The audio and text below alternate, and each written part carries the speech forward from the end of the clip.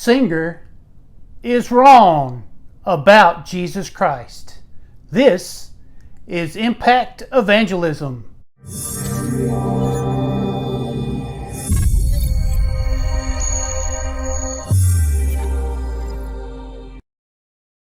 Jesus is Lord. Jesus is the King.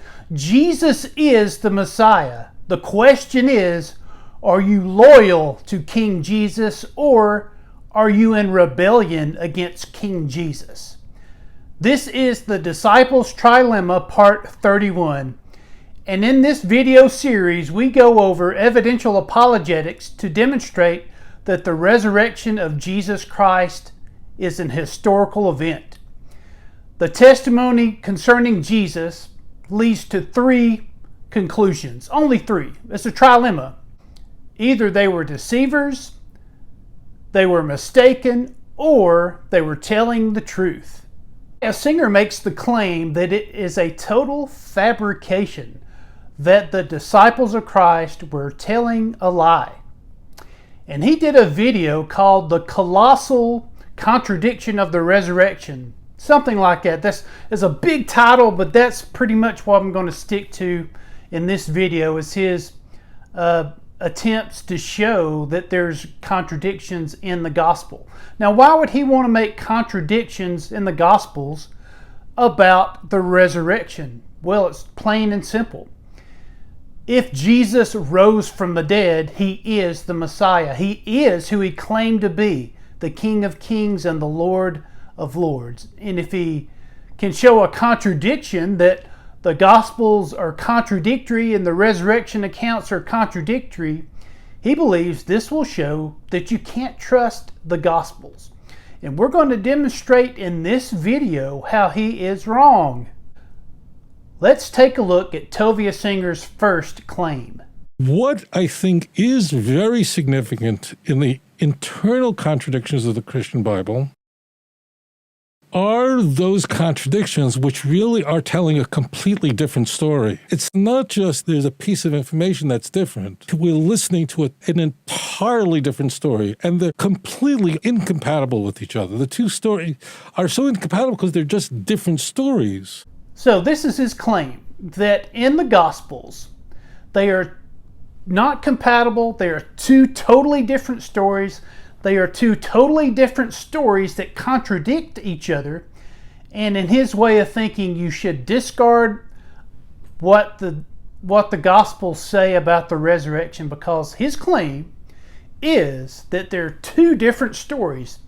And we're going to see which two different stories he talks about later on.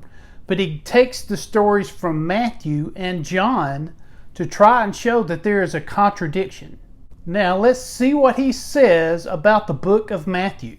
Let me just give you an example. Matthew's resurrection story begins in Matthew 28, the last chapter.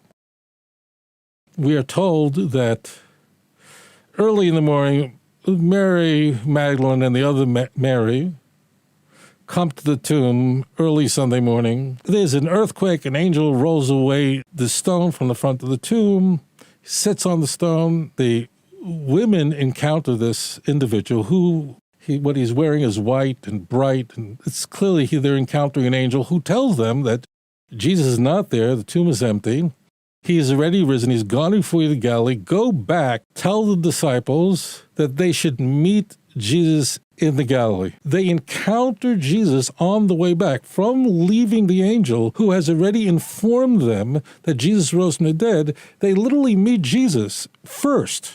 And then they grab a hold of him, they worship him, and they continue and meet the disciples. And now, by the time they reach the disciples, they've got all this information. Disciples go back. The disciples went to the Galilee, and they worshiped Jesus, but some doubted it. The story ends. So by the time the women encounter the disciples, they know everything. They know everything because the angel, the man that rolled away the stone, informed them that Jesus isn't there and he has already risen. He's gone before the Galilee, and there you will see him. And they have it directly on word from Jesus, because they've got it now from two sources. By the time the women reach the disciples, okay? So that story works. So you see, he lays out in Matthew the story of the women seeing the stone rolled away, and the women seeing the angels, and the women seeing Jesus. Now, it must be said that the other Gospels make it clear that Mary and this other Mary were not the only two women at the tomb. There were multiple women at the tomb. Let's keep that in mind. Now, is that a contradiction? No. If one Gospel says there's more than two women there, and this Gospel just references two people, that is not a contradiction. That's just information on the same event. The very same historical event is what they're mentioning. Mark and Luke will mention more women there. Even John says there's women there, plural. And there's more than just Mary Magdalene and the other Mary mentioned here. So keep that in mind as we go along. And then he says, this story lays out perfectly here in Matthew. But he doesn't end there. He goes to John to try and show a contradiction. It's the first day of the week. Mary Magdalene came early. It was still dark. And she arrives at the tomb, and she already sees that the stone had been taken away from the front of the tomb. There's no angel there to inform her anything. Now he mentions quite strongly that there are no angels in verse 1. And that is true. There are no angels in the count in verse 1. Now he's going to make a big deal of this, but he answers his own question in verse 2. The whole objection that he brings up is answered in verse 2 in John chapter 20, and the answer evades him, it slips him, he doesn't see it for whatever reason, but it's right there in the text. Let's continue. She runs back and goes to Simon Peter and the other disciple, who Jesus loved, meaning John, and said to them, they took the Lord's body out of the tomb, and we don't know where they have laid him. So she comes to the tomb, there's nothing there. So here's what he just read in John chapter 20. Mary Magdalene sees the tomb and the stone rolled away, and she immediately runs and goes and tells Peter and John what she just saw. So let's go back and parallel this to what he read in Matthew chapter 28. The women get to the tomb, the stone's already rolled away. The angels roll away the entrance to the tomb, the big rock in front of the tomb, before the women get there. The women get there at the tomb, and they notice that the stone is rolled away from in front of the tomb. And then we see there's multiple women at the tomb now. There's not just Mary and the other Mary. The other Gospels fill in the gaps. There's more than two women at the tomb. More than just Mary and Mary that's mentioned in Matthew chapter 28. So the women see the tomb. Then Mary Magdalene, according to what he just read in John chapter 20, immediately runs away to go tell Peter and John what she just witnessed. And then we go back to the story in Matthew chapter 28, and then the other multiple women see the angels and see Jesus, and Mary Magdalene is not there. Mary Magdalene is not there at the tomb when the other women see Jesus and the angels. Oh, she comes to the tomb, there's nothing there. In contrast to Matthew, there's no angel there. There's no instructions there. She has no clue where he is. And as far as she's concerned, Jesus' body was taken away. Somebody must have taken it away, because if you put a body in a tomb and then come back very early Sunday morning and there's nobody there and the stone is rolled away, of course, the only conclusion you can say is someone came, rolled away the stone, and took the body away. So, he's already answered his own objections. Okay, let's go over this again. Mary and the other women get to the tomb. Okay? The stone is rolled away. Mary Magdalene immediately leaves and runs and tells Peter and John. And then before the women see the angels, and before the women see Jesus and and they worship Jesus. Mary has gone. She is not there at the tomb. There is no contradiction whatsoever, because Mary Magdalene was not with the other women when they witnessed the angels and when they witnessed the resurrected Christ. Why? Because she had ran away immediately upon seeing the stone rolled away to go tell who? Peter and John what she had witnessed. Now, keep in mind that there is no contradiction, because in Matthew chapter 28, it does not say that Mary was there with the other women. There's no verse that says Mary and the other women saw Jesus at the tomb or saw the angels in Matthew 28. It just says women. So that is not a contradiction, because we know from the other Gospels there were more than 2 women there. And Mary had already left. So the other women were there, and they saw the angels and they saw Jesus, but Mary Magdalene did not. Why? Because she had left. Why? Because she left to go tell Peter and John what she had witnessed. He just read the text. He gives his own answer, and there is no contradiction. So we've already proven that there is no contradiction, that he's wrong. Let's go on and see what else he says. If you don't have the narrative, the device that the synoptics use, that would have been impossible according to Matthew, because according to Matthew, she would never have stayed. They took away the body, and we don't know where to lay them. Why? Because according to Matthew, she already knows it from the angel. She already knows it from meeting Jesus. Jesus himself, they worship him. So how could she not know this? Well, again, he's wrong. He just read it in the text that he read in John chapter 20. Mary was not there at the same time as the other women. She was gone. She was vamoosed. She was not even there. So there is no contradiction. She didn't hear what Jesus told the other women. She didn't hear what the angels told the other women. Why? Because she wasn't there. And he read in his own voice. I heard him read it. I heard him read John chapter 20, and it gives the answer that Mary Magdalene saw the tomb empty and saw the stone rolled away, and she left immediately before Jesus and before the angels saw the other women at the tomb. There is no contradiction. But he fails to see the answer is right in front of his face, so he goes on to make some more points. It gets more interesting. So Peter and the disciple, and they ran together. They went to the tomb. Mary is standing outside the tomb, and she's crying. And as she's weeping, she looks inside the tomb, which she thought was empty. And as it turns out, she sees 2 angels in white sitting, one at where the head would have been and one where the feet would have been. And they ask her, "Woman, why are you crying?" And she said to them, "Because they have taken away my Lord, and I know not where they have laid him." I don't know where they put him. Well, how could she think that someone took away the body? He's already answered his own objection. He just read some more information.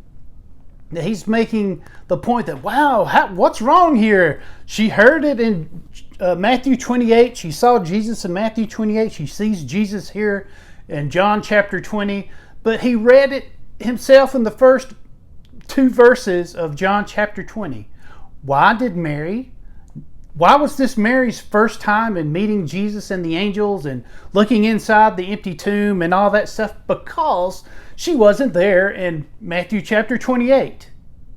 Why was she not there? Because she was gone. Why was she gone? Because she saw the stone rolled away and immediately ran to go tell Peter and John what she had witnessed. So again, she was not there with the other women in Matthew chapter 28 when they witnessed the angels and when they witnessed Jesus risen from the dead. She was not present.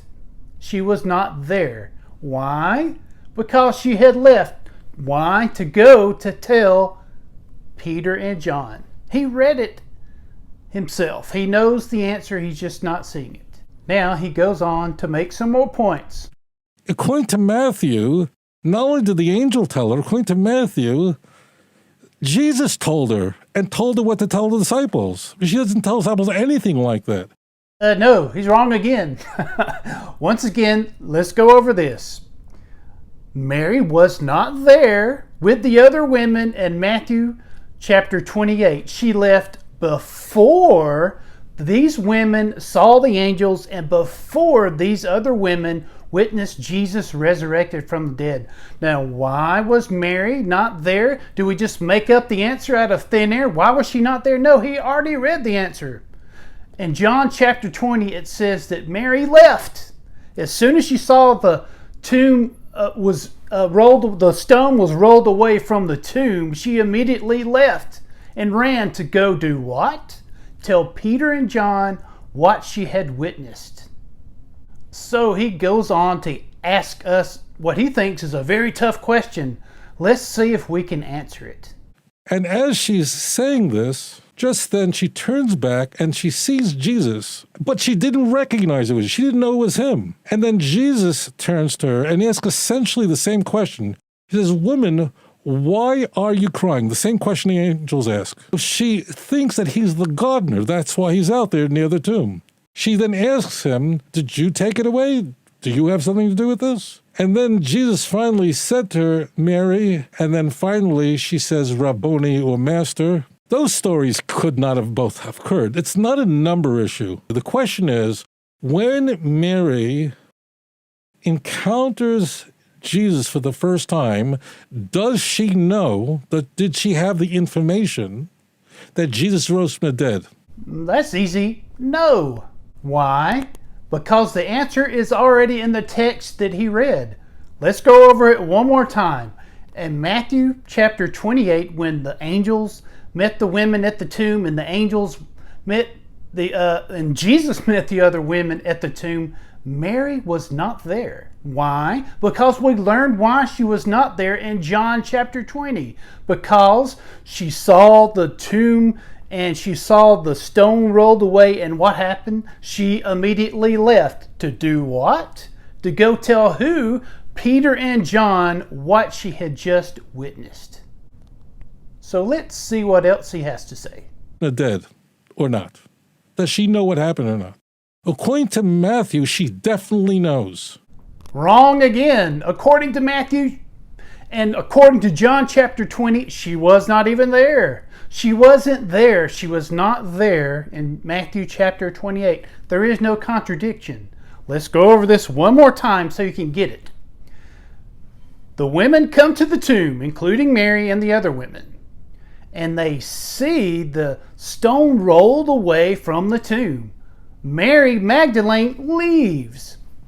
And then the other women witness the angels and witness the resurrected Christ. And why doesn't Mary know about all this stuff? Because she was not there. Why was she not there? Because she immediately left before these women witnessed Jesus. And why did she leave? Because she went to go tell Peter and John what she had just witnessed.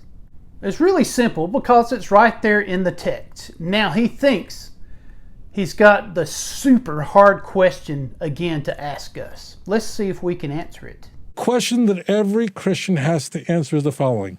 On Sunday morning, when Mary first meets the disciples, meets Peter and John, does she know that Jesus rose from the dead or not? Again, no. It's very easy. All right, let's go over this one more time.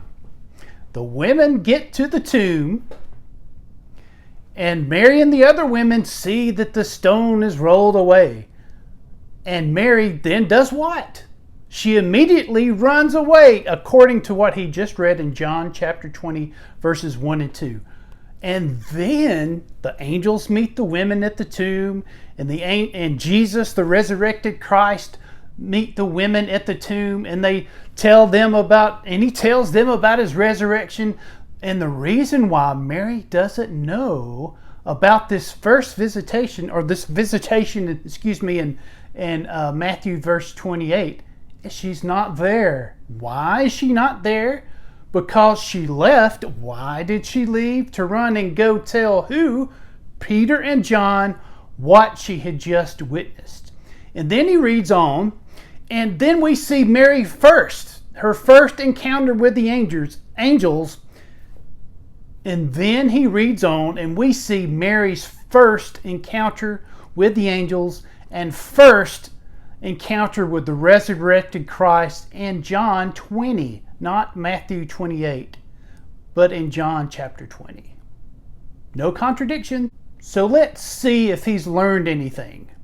According to John, she has no clue. And in fact, we can see this very clearly. When she's speaking to the angels in John 20, she asks them, do you know where they put the body? So clearly, she has no idea. Finally, he gets something right. He is correct. In John chapter 20, the verses he just read, Mary had no clue. Had no clue that Jesus had risen from the dead. Why? Because in Matthew chapter 28, she wasn't there with the other ladies. The other ladies, okay, let's lay this out one more time. The women visit the tomb. There's more than Mary and the other Mary at the tomb. The other Gospels tell us there's multiple women there, okay? So, the Mary and the other Marys and Salome and the women are there at the tomb. And they notice the stone is rolled away. And then what happens? You know the story now. Mary Magdalene runs away. Why does she run away? She's going to tell Peter and John what she had witnessed. And then that's when the angels meet the ladies, and that's when Jesus meets the ladies in Matthew 28. And Mary has no clue about this meeting. Why? Because she wasn't there. There is no contradiction. And then we see this touching story about Mary Magdalene. After Peter and John had witnessed the empty tomb, she comes back. And that's when she has her encounter with the angels and her encounter with Jesus Christ. And she sees her Lord and her Savior and the Messiah risen from the dead. Perfect, total harmony between Matthew and John and the other Gospels, I might add. They give us the whole full complementary story that Jesus died for the sins of mankind and he rose again from the dead. And the reason why people attack the resurrection as never happening is because they know, especially Rabbi Singer knows what it means. If Jesus rose from the dead, it proves that he is the Messiah. So, are you a loyal subject to the king, or are you a rebellious subject against King Jesus the Messiah? Would you bend the knee today and receive Jesus as your Lord and Savior? I hope you make that decision today. And those of you who have bent the knee to Christ and live for him each day and love him and have received him as your King, you can make an impact on this world by sharing the gospel. So if you want to make an impact on this world, what are you waiting for? Go out today and share the gospel. And I'll see you next time on the Disciples Trilemma.